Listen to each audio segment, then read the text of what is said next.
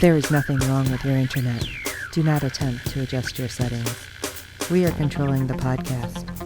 We control the squealing and the screams.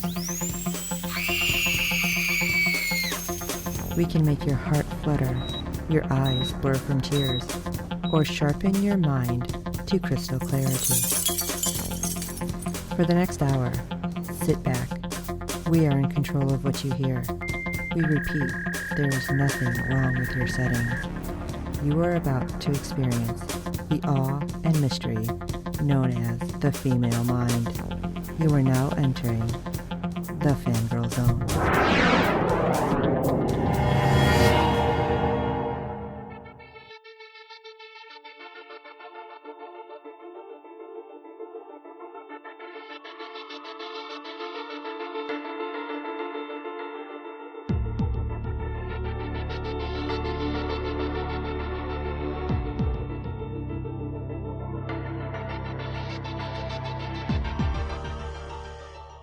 Welcome to Falling Pieces. I'm Sean Fangirl S. A podcast dedicated to the NBC series Debris. I'm Steve.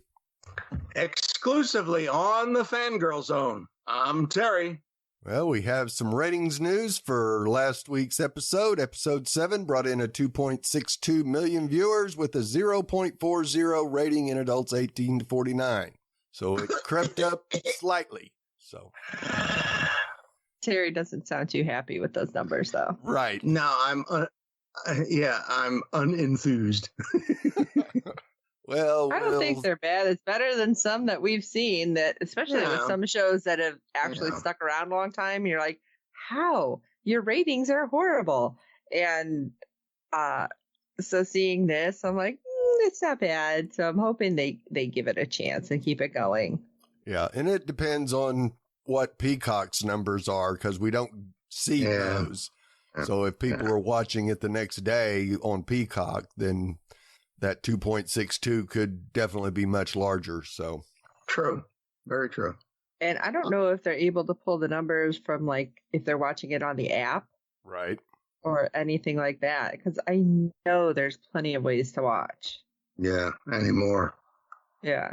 So let's jump in for our next segment. Initial reactions. Beyond our numbers here. What are your initial reactions, Terry? I like initials. I think they're helpful, and they are extreme space savers, so I think that we should stick around and keep using initials. They're good. I did message these guys when I was watching, because I'm like, oh my God, what the hell? Like, all right, which I'm sure everybody knows what part I'm talking about already. So, I liked it. I thought it got a little bit more crazy sci-fi-ish, and I feel like it did really go more fringy, like Super X-Files kind of way. So I was enjoying that. Steve, what about you? It definitely felt fringe. I mean, we've got everybody in their own little groups now. You've got Dr. Jones, who's had a piece of his brain removed, apparently, or damaged. Sounds familiar. Sounds like Walter. Mm-hmm. And let's see, that would make Finola Peter and Brian Olivia, which that kind of fits. Yeah, kind of. And we have something that Dr. Jones knows is a game changer, but can't remember. That's Walter all over the place. And, of course, our creep-tastic guy who was supposed to pick him up was, we don't know who the heck this guy is right now. So, yeah, this was a game-changing episode, that's for sure. Yes. I don't know. Like I said, we're at episode 8. We only get 13 of them. It's like, that's the guess, at least. I don't think we've heard that definitely. No. That's what they have listed on IMDb. I know how that changes basically all the time, but it kind of, it's like, oh, what does this mean? Where are we going? Because I feel like we're getting into like major plot points now. So right. I don't know. We are recapping Season 1, Episode 8, Spaceman. And our first group of pieces include a woman in a hospital gown in distress running through the country. And you go, what? I thought it was Dee Dee at first. Did you really? Because, it's like it didn't focus on her face right away. Right. And she had hair that would have seen Dee Dee have the same hairstyle. So, yeah. Mm-hmm. I thought it was Dee Dee for a second. I'm like, oh my God, what did Ferris do? Like, so immediately, like, I was already like, oh, okay, what's going on? And she comes across an old warehouse where a man is dragging corpses in body bags outside. This can't be I don't think good. that's good. No. No. And when the guy sees that she's in there, he closes the door and radios for help, and another guy shows up. Yep. And we have a little cat and mouse between the three of them, and she thinks she's found the perfect hiding place inside one of the body bags, but is found out. I don't know how he figured it out. I mean, it was kind of, I want to say it was an obvious hiding place, but Right. It's not like he was looking at each bag. So how do you figure out which one it was? Yeah. So he starts unzipping the bag, and she comes flying out and basically passes right through the guy. Whoa. Yeah. Holy crap. That And was he a really just good effect. kind of falls over and dies. Well, yeah. Yeah, If you had a body bag stuck in you, you'd drop dead too. thank you, Terry. Yeah. Same mind right there. 'Cause I'm like, Yeah. I think the bag's probably stuck in his lungs and Yeah. all sorts of other organs.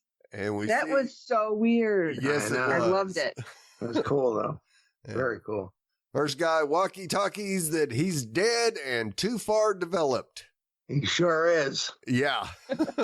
So we go back to Orbital, where Maddox is holding a briefing where he says George Jones has been found and is somewhere in eastern Washington state, thanks to Ash's memories, and believes Influx likely has a base in the area called Twin Lakes. How about a good cup Okay. of coffee and a slice of cherry pie? Yes. He had mentioned the Scablands, which I had to look up to see if that was really a thing. Yes. Yeah. And I'm like, oh, it is. Yeah. And then as he's talking about the memories and showing pictures, he was really like nonchalant about it. Do you think everybody knows exactly how they get those memories? No, No. because if they did, they would be horrified. Because I was pretty horrified as he's like, yeah, he's pointing to all these pictures. Like, this comes up a lot. I'm like, oh my God, what have you done to the poor guy? Right. I mean, I know he's the bad guy. At least that's how we think he is right now. But I'm starting to wonder already. Yeah. They probably are thinking that, they put something on his temples, like prongs or something that looks like a headset to extract the memories as he's thinking about them. And that's how he's getting these images. But I don't think that, I really don't think that they would know exactly about, the metal plate in the head. Right. No. So after the briefing, Maddox brings Brian into his office and tells him he doesn't want Finola used tactically on the mission because he wants Jones killed. Oh, damn. Say Yeah. what? This is not good. Nope. And Brian is not too happy about this. Not one bit. You know what? That made me feel better about Brian. Right. Yeah. And of Yeah. course, Maddox uses an old mission in Afghanistan to try to convince Brian that this is what needs to be done. But not for 1 minute did I believe that Brian was going to go through with this. I really didn't. I No. was questioning. I didn't think he'd go through with it. I think he would be like, oh, I tried, but she was there, like trying to make some BS up. Right. But when he brought up the mission, I'm like, is that the mission where Maddox saved his life? And then as this played out, I'm starting to wonder exactly how his life was saved. Right. It could be a separate one where Brian was forced to kill somebody that he questioned. Could be that. Or it could be both. It could have been that, somebody he was supposed to kill, and he was questioning it, or at least showed he was uncomfortable. And he could have been injured. Could have been, a combination of both. I kind of thought it was something separate, but I thought the same thing you did, Sean. Is that the mission he got injured? But I tend to lean towards it was a separate thing where, Brian was being put in the same situation he is here. Yep. And while Brian is dealing with Maddox, Finola gets a call from Ferris, who informs her that they have operatives in place to stop the orbital convoy after Jones has been located, and a plane will take her and her father back to England. Man, she is trying to get Finola back to England, like real fast. Yeah. And even brings up that Dee Dee's been arrested on drug charges as well. Gee, how did that happen? Yeah. When this whole thing about her father being alive first popped up, even Brian was saying to Maddox, well, shouldn't she go back home? Right. Because this is, that is her dad. This is a family thing. And I think Ferris addressed it too in the same episode or the one after it. I'm not sure. But yeah, all of a sudden now it was like, got to get you back home. Right. And we got a plane, and it's going to bring you and your dad back home, and we're going to cut off. Yeah. Yeah. Okay. I don't think she'd ever set foot on British soil if she'd gotten on that plane. If she did, she'd have a MI6 or local authority escort off. Right. Yeah. So when the two do manage to get together, they tell each other about the plans, and neither one of them are real happy about it. No. Finola was super pissed. Oh, well, of course. Maddox is going to kill her dad? Come on. Yeah. And Brian is still sitting there going, how do I get myself into this stuff? Yeah. I mean, I seen Brian trying to play it out like, okay, there's got to be something. What the heck is it? Why are they doing it? It's like, right. He's still trying to reason, but I think Finola was right. It's like, you keep asking, but there doesn't have to be a reason for them to just, be jackasses, basically. Yeah, right. Yeah. And I think she was genuinely taken by surprise about what Brian said was Maddox's intention. Right. I think she probably suspected that maybe the CIA wasn't going to give him up. They wanted to keep him for their own, and poke and prod him with all kinds of questions and not let MI6 have access, and maybe not let her have access to him. I think maybe she thought that was going to be the worst of it. Right. So I'm wondering if somehow, if they did bring him in, it was going to lead back to Maddox ultimately, and his relationship with Influx. Right. Could be. Or whoever he's dealing with. And the Russians may not be Influx. They just may be, another opposing party. Yeah. Sucking down some vodka. Yeah. But it's good vodka. What the hell? But yeah, she seemed surprised at first and then right into being really PO'd. I have a feeling you can extend it, but from a writing perspective, I would see this as a turning point for Brian regarding Maddox. I think this was going to be something that is going to stick with him, that might not push him all the way to saying, okay, Finola, you're right, we can't trust Maddox either. But I think this is a huge nudge in that direction, if not just a flat-out shove. Yeah, that's what I was thinking is more of a shove. Shove, yeah. I see this as a turning point here. Right. Not full 180, but... Yeah, because Maddox doesn't explain his reasoning or anything. It's just, you got to kill him. Yeah, this is what... Trust me. I'm sorry, I think I need more than trust me for you telling me I got to kill somebody. Right. Yeah, Brian's questioning, he says, well, this is what's going to happen. In other words, take your medicine and eat it. Right. It's like, damn. You aren't the only one that knows. There's another part of the team, another guy on the team that actually knows this plan as well. So you get the feeling that Maddox doesn't completely trust Brian right now either. I don't think he would. I mean, from a good guy, from our perspective, yeah, he shouldn't, because, Brian is now starting to not be the manipulated puppet. But yeah, if I was in his shoes with his intentions, yeah, I wouldn't trust Brian either. Right. Sure. I wouldn't. And he didn't do that, apparently. I wouldn't tell everybody on the team, not just, don't tell Fanola, but everybody on the CIA's team about it, but tell at least one other. Sure. He always wants that backup. Yep. Yeah. So our next group of pieces are with the woman from the warehouse as the convoy is heading up that direction. She briefly appears and looks like she runs through the convoy, just like she shot through the guy in the warehouse. Right. So Brian looks around on the ground. Excellent training, by the way. He notices a puddle of water and there's a disturbance in it. And I'm thinking earthquake or Jurassic Park. Yeah. So since neither cropped up, I knew what he was doing when I saw it, but he's seeing the disturbance. So he looks around, he grabs a handful of dirt and kind of throws it over arm in front of him. And we see this woman briefly appear, and then she blinks in again. Now she's fully visible. Whoa, what a neat trick. Yeah. It's like an invisibility cloak.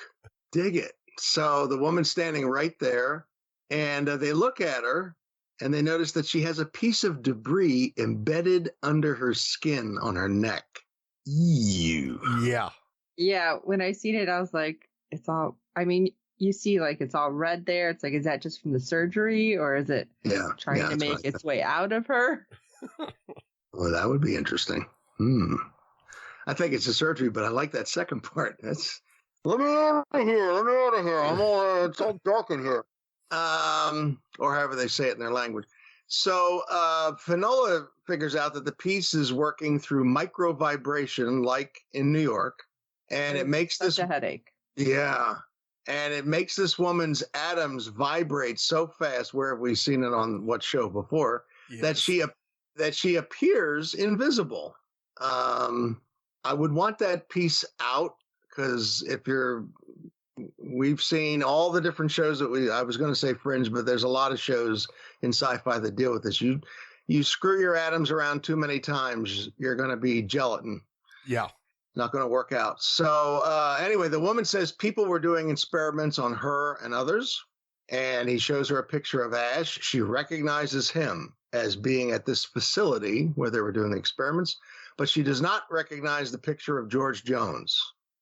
She says he could have been there. There were a lot of people going in and out, but she only recognizes Ash. And then as they're getting ready to put her in the car to take her somewhere where they can take care of her, get that piece out, yes. The woman says she doesn't know where the ball of light is. That was weird. Yeah. And Fanola tells Brian just after that about another case in Pennsylvania where a man asked her about a ball of light too. That's not a case that we've seen yet, is it? Or is my memory? No, not yet. Okay. I was just thinking I forgot it. Yeah. We actually see it a little bit later in this episode. Exactly. There you go. Yeah. At first I was like, Pennsylvania, wait a minute. Did we do that already? What that was the clone episode. Yeah. So now we go to Ferris calling that MI6 agent who delivered the memory stick to Fanola. I love him as Thomas Jerome Newton. I found out, I looked around, his name is Brill. Right. And he and she tells him that she's sending some satellite coordinates of the convoy. So convenient. Yep. She's got, like she told Fanola, she's got people in place. And then before he leaves to go intercept the convoy, another guy with him says he's got to go fix his face. I was trying to figure out why he was standing out in the rain anyway. Right. And then this next part, I'm like, what the Yeah. Yeah. First off, I thought the guy had like some issues because, if you're an adult, I think anybody any age should do this. But if you're an adult and you're standing with your head back in the rain, as long as it's not like a torrential downpour, you're just letting the drops hit your face, that's a neat thing. And I thought, well, maybe he's, just trying to be like a little kid for a moment. Maybe that was his stress reliever. That's what I first thought. So I think maybe because of the rain, he had to fix his face, or maybe his face might have felt warm and the drops felt cool. Who knows? Right. And he goes into this little compartment area, this little mini lab, mobile lab, and he takes the skin off the face of the real Brill, and he overlays it on his own face. He does like a skin graft. Yeah. That was so messed up. That's what I was when I was messaging them, because I'm like, oh my God, it's like Repo the Genetic Opera. Please stop. Oh, is that what you? Oh, I'm sitting there going, what the hell is that all about? Oh yeah, I if you haven't watched that, I haven't seen it. That's why I didn't catch it. So when he started, when he started cutting, it looked like he was around the jawline. So I thought he's going to cut, because to me it just looked like that one patch on his cheek. Right. Yes. On his face. So I thought he's cutting out a patch on the cheek, and he's going to do like a little mini skin graft. And the next thing you know, it's like the whole damn face. Right. And I'm like, he's going to look like Two-Face from the Batman movies from The Dark Knight in a minute here. Holy crap. So that was creepy. That was very creepy. Leatherface. Do you think that the real Brill is the guy laying on the table? I do. Not the guy. I do. I think it's a clone, because that would be the only way it could keep regenerating skin. That's what I was thinking. That even if the guy who we think is Brill isn't Brill, the one on the table isn't the real one. Right. I think so. I think the real Brill is the one that keeps putting the skin grafts on. Makes me wonder what's wrong with his face. Well, that would Are they all going to slide off? Yeah. Yeah, if we go with that. Too close to a fire, it might melt his face off. Yeah, we said s'mores, not lose your face. Come on, get with the program. All right, so that would be the question. What's wrong with his face if you go with that? Now I'm thinking, well, you're probably right. Yeah, maybe that he is the real Brill and the one laying down as a clone. I mean, your skin grows back, but the question is, how often does he have to fix his face? Right. Well, you see like those scar lines from where he was cutting on the one laying down. Right. So but that still doesn't. Yeah, I did see that too. That still doesn't say who's real and who's the clone, but that actually kind of makes. Yeah, if you could genetically engineer your clone to grow skin back faster than, because like when you get a cut, your skin heals together. Right. And even if you have a little scar there, your skin comes back together and heals itself. So depends how quickly he needs it. If it's with some regularity, I would say, yeah, you're probably right.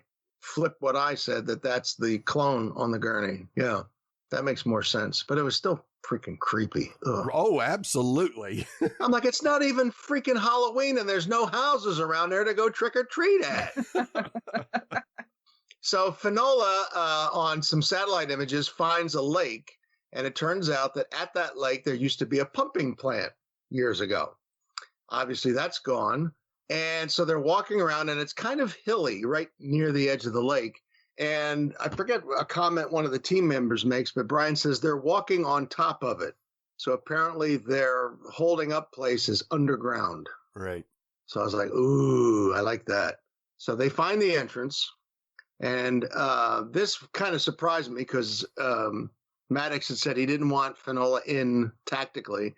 Brian and a team member enter, and then Finola and her team member come in behind them. That surprised me. I thought for sure they were going to stay out. And, in case they needed to call them in for backup, or if anybody was escaping, they could stop them at the door. But they went in, and they're looking around all these different control rooms and different rooms. And Finola goes into one room that has chalkboards. I was thinking Walter again. Yes. Finola finds chalkboards that are filled with mega complex equations in her father's handwriting.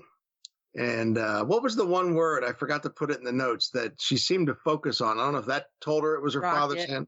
Rocket. That's what it was. So I don't know if it was that one word, because the camera kind of closed in on that. Yep. Or if it was just the whole thing together.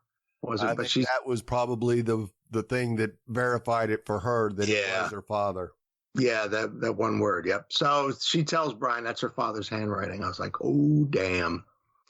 Now, I really didn't think that they were going to find her father, just to kind of put the jump ahead here. But woohoo. So they rescue a man and a woman who are on gurneys, clearly that they're experiment subjects, and they get them out of there. Then they approach a man who's at a console, and he had this real cool, like shiny white or silvery thing, like floating in front of him. Yeah, the ball of light. Yeah. Hey, ball of light. Yeah, and I was like, oh, I like that. Ooh, could I have that for my Christmas tree? Oh, I like that. And he turns around and trips the alarm. And she thought it was her dad because of the hair. Right. Yeah, that's what they were going for. And but man, so he moved fast to hit that alarm. Hits that alarm, and those other people were there lickety split. And it's like you walked into the room from a hallway, but they come in right there. I mean, how the hell did you miss them? Right. How did they miss you? They were in a side closet. I guess. Waiting to be called like a Roomba. Smoking some doobies. Yeah, they were smoking some doobies and doing a Zumba class. So Finola gets shot. Turns out it's just a graze wound on her arm. And hiding down underneath between a bed and a cabinet or whatever that was, she finds her father. I was surprised. I really didn't think that she was going to find him. I didn't think they were going to have that reunion in the show yet. Right. Not even just this episode, in the show yet. So, but she did find him, and they have a really nice moment together. So in comes one of the team members. He approaches, and he's ready to kill George Jones. Had Finola not known, she wouldn't have thought, about this guy coming in at all. Right. Mm-hmm. Like, she wouldn't have got in front of him. But she does. Yeah, I'm glad she did. Yeah, no kidding. So Brian is like, well, this is really too wacky here, too fast. So he tries to calm everybody down. And he tells Finola to put her gun down. And I'm thinking, if I was just finding my dad, hell no, I'm not putting, because this guy's pointing his weapon at my dad. Right. And now me, because I'm in front of him. So then it turns out that this first team member shoots the second one. This kind of reminded me of last week with the mind control. Yeah. So, there's the old saying of rats will eat each other kind of a thing. This is kind of like that. Like even people within a team that Maddox sends out, are perfectly willing to kill somebody of the same team, So the guy who shoots the other team member, that's clearly the one that Maddox told right about what to do. So he shoots the first one, and then a shootout ensues. I love shootouts in tight spaces. I think that's really to me adds to the tension. And then Brian, Finola, Jones, and the one team member, the one good guy team member who later dies, they all escape. They get out of there. I didn't think they were going to, but now that guy who got shot that didn't die right away was the one that Ferris told Finola that he knows the plan, right? Right, I think so. Because one person on each team basically knew the plan other than our main crew. Correct. Okay. Yep. That's what I thought. So Finola begs Brian to tell Maddox they never found her father. I mean, she's pleading with him. She gets out of the car. Or I don't know if she got in it and she just walked away from it, whatever, but she's pleading with him. Don't tell Maddox. Because we're the only two that know. Yeah. Nobody else saw the father, so he can't report on what he doesn't know. And I kept thinking, what if they use that thing on you guys? Yeah. Because they don't believe you. Yeah, put that metal. Oh, Jesus. Like that metal tuning fork's going in your head. That's all I kept thinking. I'm trying to drink my coffee here. Wait, the face thing didn't get you, but the tuning fork in the head does? Okay. No. Because I'll tell you why. I saw the film Hannibal, the sequel to The Silence of the Lambs, and there's a scene in there with Ray Liotta. I won't give it away, but it's a heady scene. And as creepy as that was, I was enjoying the creep out I got from it. So this face thing was like, oh, that's really creepy and sick, but I wasn't like, oh. Right. But that thing in the skull, I'm sorry. Oof. Oh, good God. Give me a vaccine shot any day instead of that. What the hell? So Brian goes back in. Now, this I thought was kind of weird why they had him do this. I mean, they kind of explain he goes in to get a piece of equipment that has surveillance information in there. So I guess that's to not let Maddox or Ferris see any surveillance of them getting out with the father. Yep. Because when he first goes in, because I think Finola mentions about surveillance before he goes in. Yep. And I didn't catch it.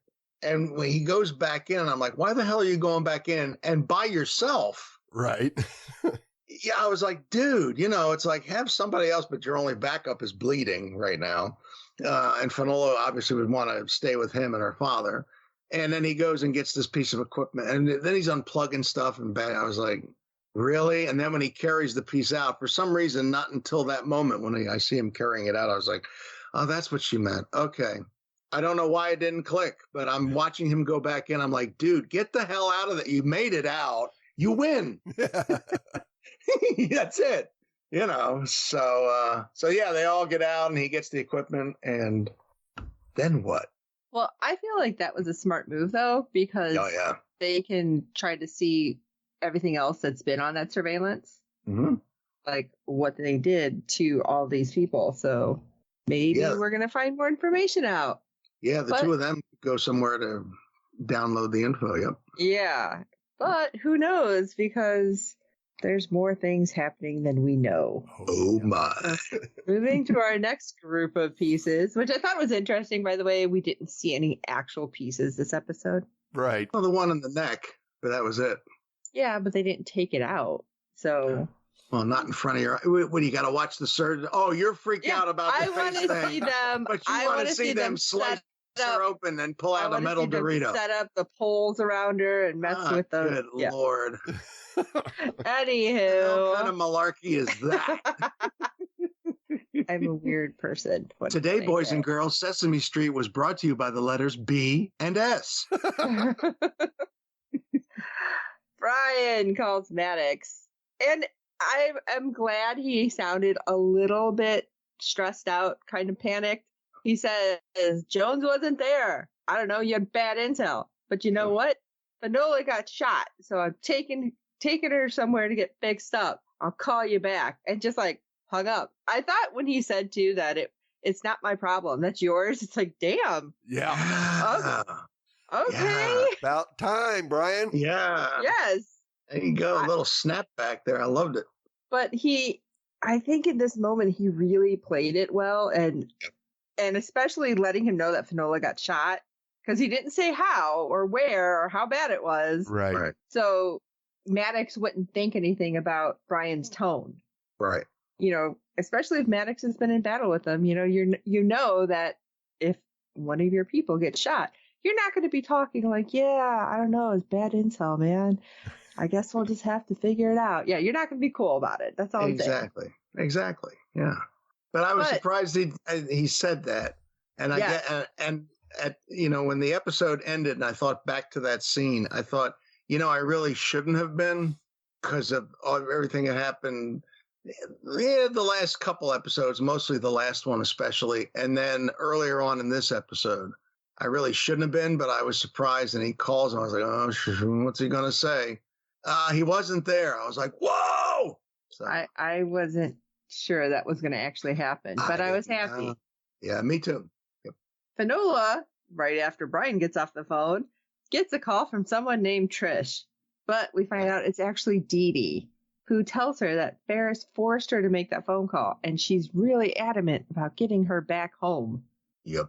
And I will say I am very happy that the dad had the grace to not talk, because I think Dee Dee would have been like, who was that? Right. Like, you pick up on it real quick. Yep. I thought he was going to talk. I was like, oh. Don't do it. Don't do it. Don't do it, Dad. I'm like, please don't. We don't even know exactly who and what you are yet. And she even said to Finola that Ferris had told her Finola was in some kind of serious trouble. Right. She's like, you okay? And all this. So she's playing on both of their emotions, obviously.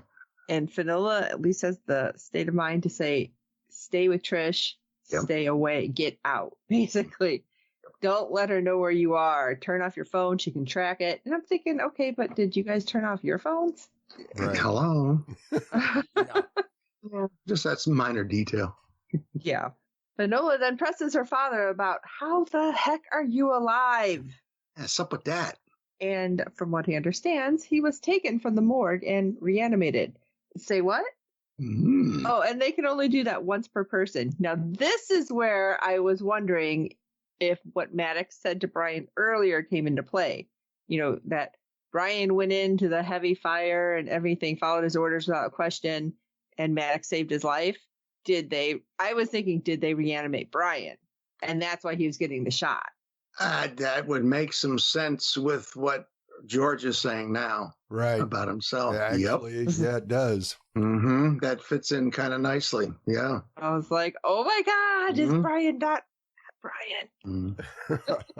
Well, he doesn't seem to have any memory issues that we've seen so far, so that's something. I mean, these guys apparently weren't very elegant because they went in through his eye, right? Which is explaining why he has kind of a droopy eye.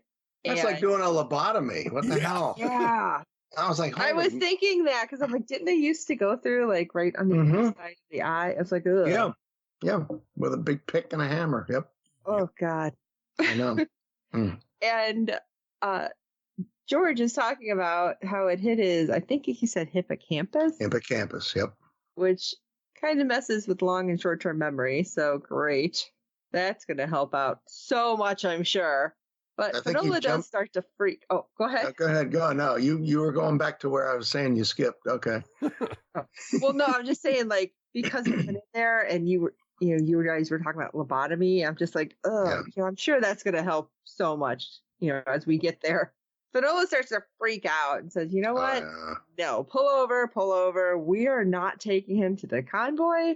We are not or the caravan, whatever, to get him out because everybody's a liar. And I like this actress, but I feel like at this point, you could have had a breakdown and everybody would have been cool with it. Like, they had her a little more restraint, I think, than I would have been.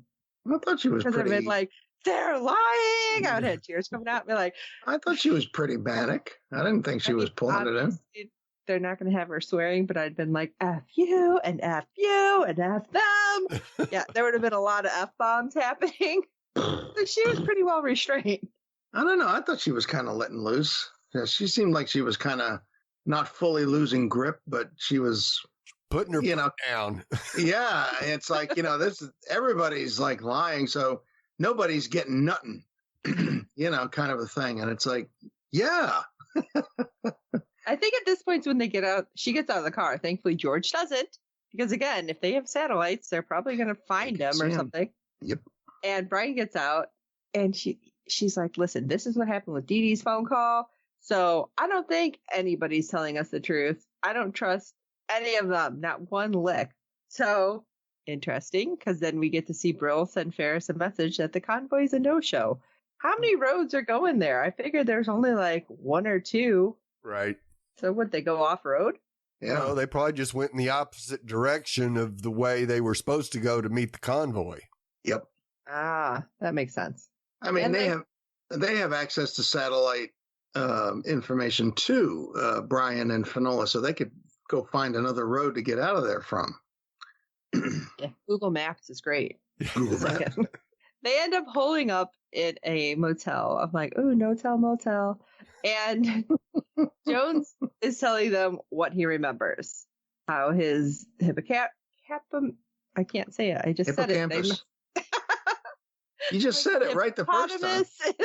Yeah, it's hippopotamus. Yeah. Maybe mine's damaged. I don't know. You want a hippopotamus for Christmas? Is that what it is? Brian says Maddox wants you dead, and he's like, huh, interesting. Not that I'm sad about it. If he dies too, if we all die, it's like, wait, what?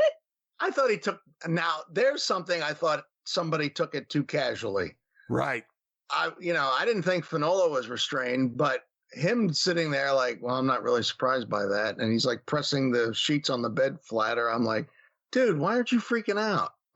Everything you've been, and maybe because of everything you've been through, but I was, yeah. Because a little later, he does get a little freaked. He does. Yeah. Little. He seemed to have, I don't know, I don't want to say OCD, but it was like you were saying, like he's, doing the thing with the sheets, and then later with the curtains, and it's like, what is going on? Well, figure he's being overly cautious too if it's not OCD because of everything he's been through. Right. Okay. You know, he knows that they're at that little motel, not for a vacation, that they're in hiding right now. Yeah. So everything he's been through and all the kinds of, you can imagine, threats to his life, I'm sure, have happened all this time. He's like, I got to watch every little step I make. Right. So yeah, this was like the very first time Peter and Olivia took Walter to an actual operation that he was way overly cautious of being watched or caught or whatever. Exactly. Yep. So if not OCD, definitely anxiety pangs. I can see that. Yeah. And it was interesting because as Jones goes on, he does say that Influx knows as much, if not more, about the alien tech than MI6 and the CIA. Ooh. How do they know so much? How many people have they been taking? Yeah. And he asked about Dr. Ligari. And Fanola, like, he suffered a stroke. You visited him, don't you remember? Like, no. And again, really calm about it. So maybe there's a little bit more damage than we know. Right.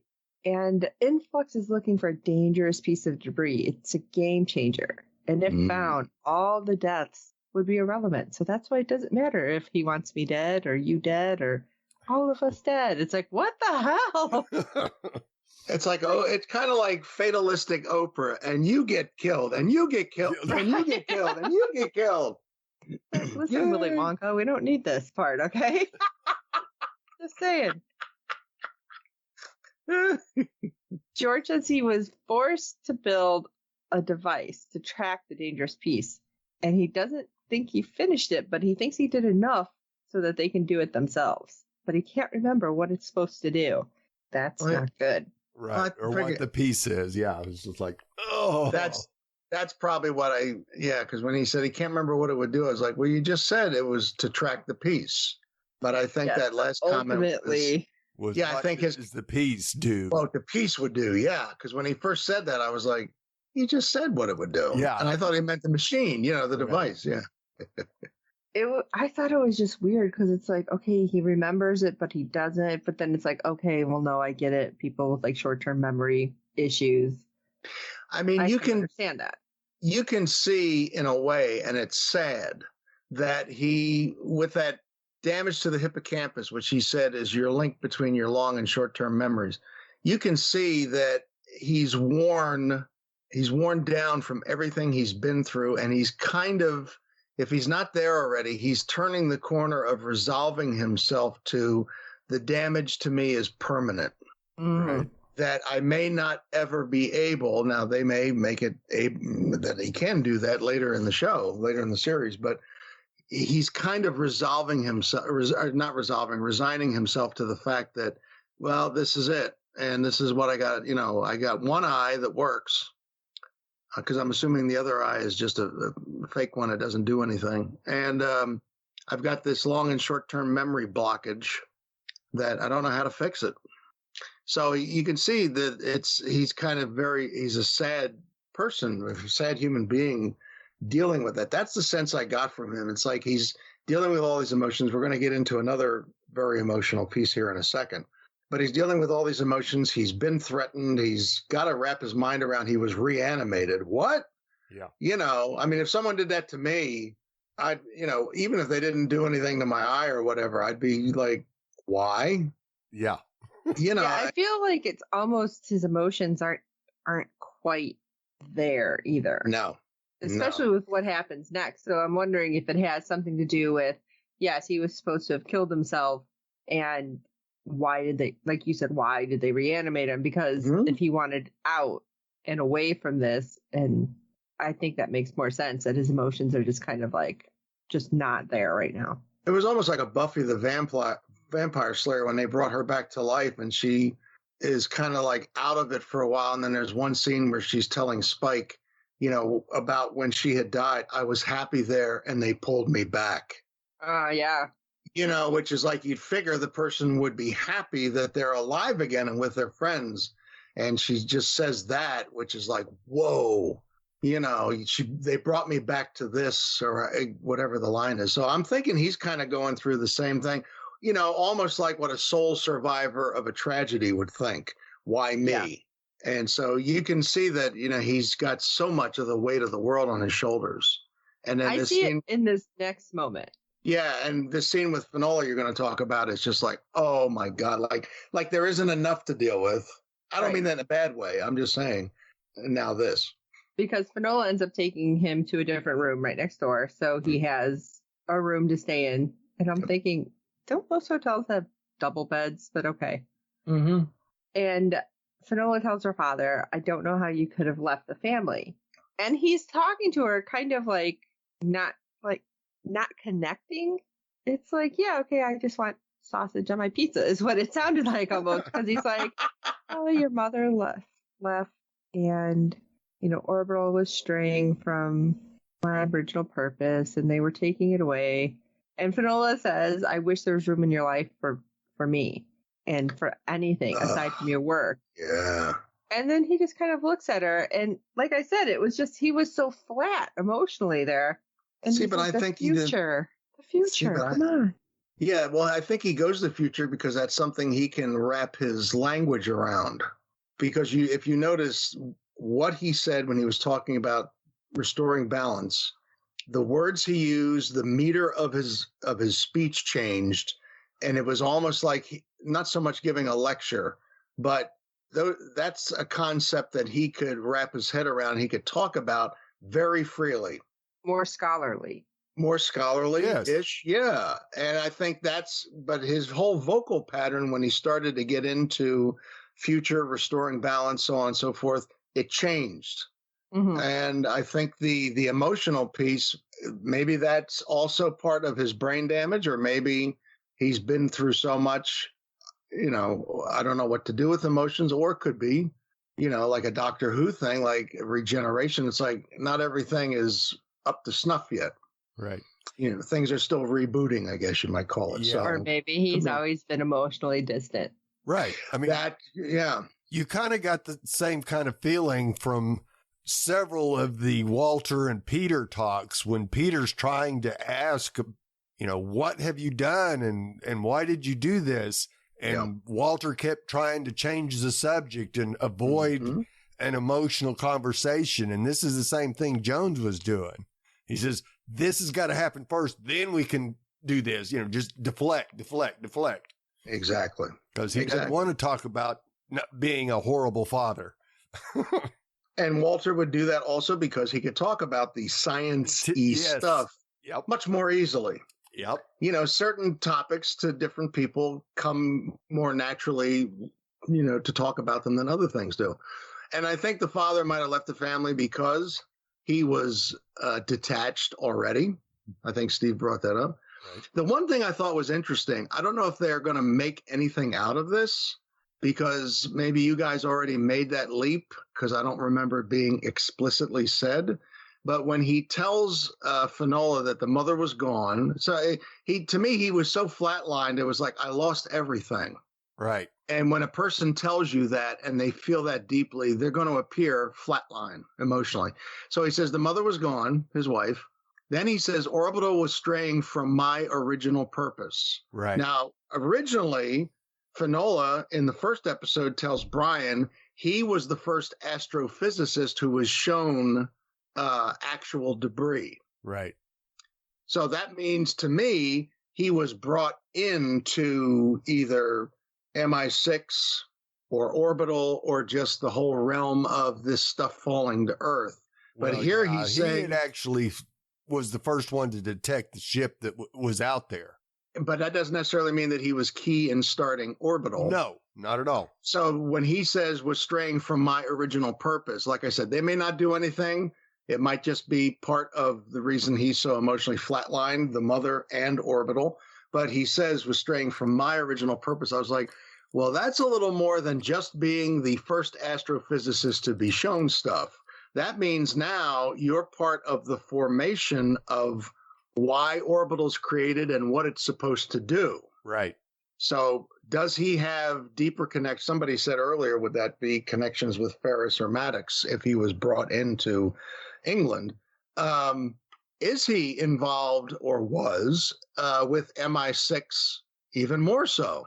Oh, I absolutely believe that That's Jones had connections both with Ferris and with Maddox. With Maddox, yeah. So that's, to me, that one word, like I said, could be absolutely inconsequential. The writers just used it to express his emotional destruction.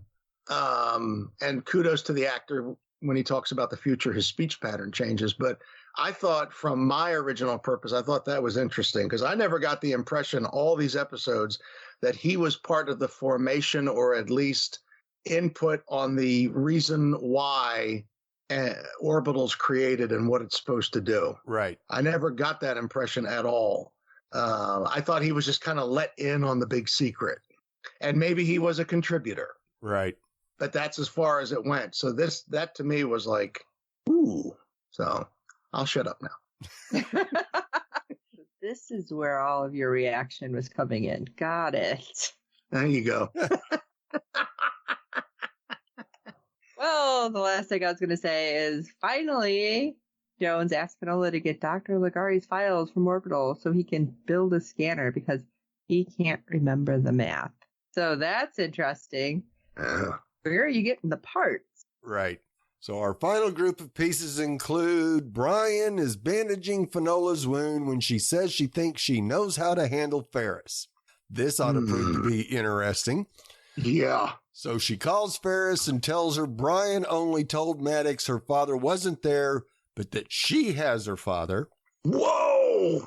And she informs Ferris that Maddox wants her father dead.